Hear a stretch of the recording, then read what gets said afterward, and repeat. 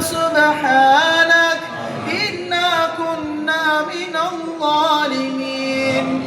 يا الله يا رحمن இரக்கமானவனே சங்கையாளனே பாவிகளிடத்தில் கரங்கள் யா அல்லாஹ், நாங்கள் பாவம் செய்த பாவிகள் யா அல்லாஹ், யா அல்லாஹ், நாங்கள் பாவம் செய்த பாவிகள் யா அல்லாஹ், நாங்கள் கேள்விப்பட்டிருக்கின்றோம் யா அல்லாஹ், எங்களுடைய பாவிகளிடத்தில் கரங்கள்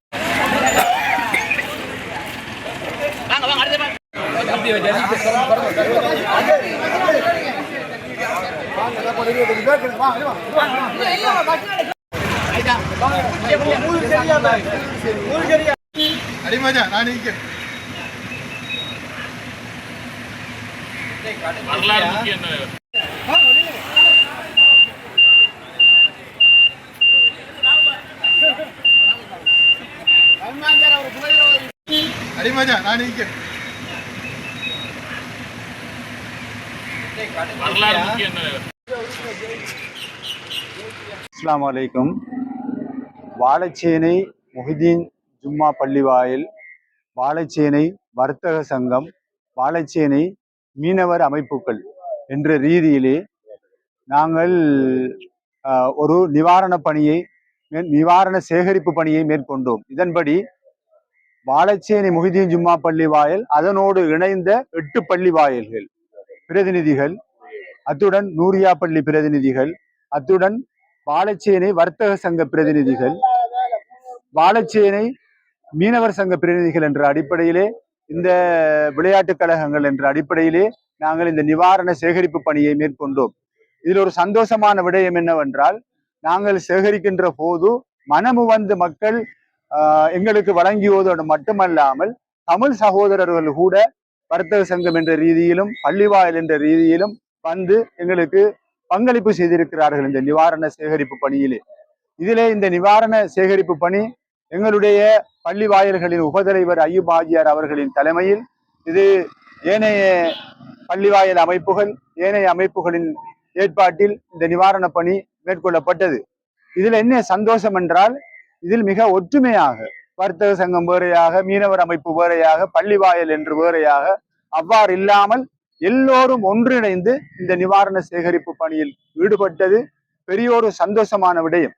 இதிலே நாங்கள் சேகரிக்கப்பட்ட விடயம் அப்கண்ட்ரி சைட்ல மேல் பகுதிகளில் போறதென்றும், அடுத்தது திருவோணமலை மாவட்டத்தில் உள்ள அகதி முகாம்களுக்கு போவதென்றும், பெருநறுவையில் உள்ள பாதிக்கப்பட்ட மக்களுக்கு நிவாரணப் பொருட்களை வழங்குவதும் என்ற அடிப்படையில் தான் இந்த நிவாரணப் பொருட்கள் சேகரிக்கப்பட்டது. இருப்பினும் நாங்கள் சனிக்கிழமை இன்ஷா அல்லாஹ் மலைநாட்டு பகுதிக்கு போவதற்கான திட்டங்களை நாங்கள் திட்டமிட்டிருக்கின்றோம்.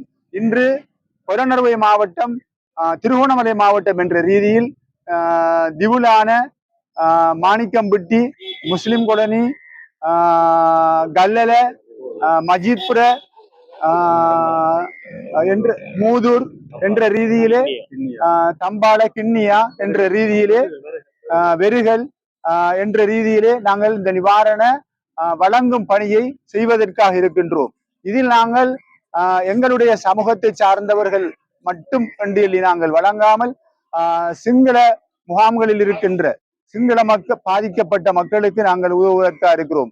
அதே மாதிரி தமிழ் மக்கள் பாதிக்கப்பட்டிருக்கிறார்கள், அவர்களுக்கும் எங்களுடைய நிவாரண பொருட்கள் போய் சேரும். இதற்காக எங்களுக்கு நிறைய பேர் ஒத்துழைத்திருக்கிறார்கள்.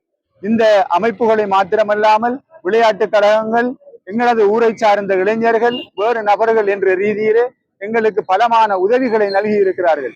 அவர்களுக்கும் எங்களது அமைப்பு சார்பாக மிக நன்றியை தெரிவித்துக் கொள்ளுகின்றோம்.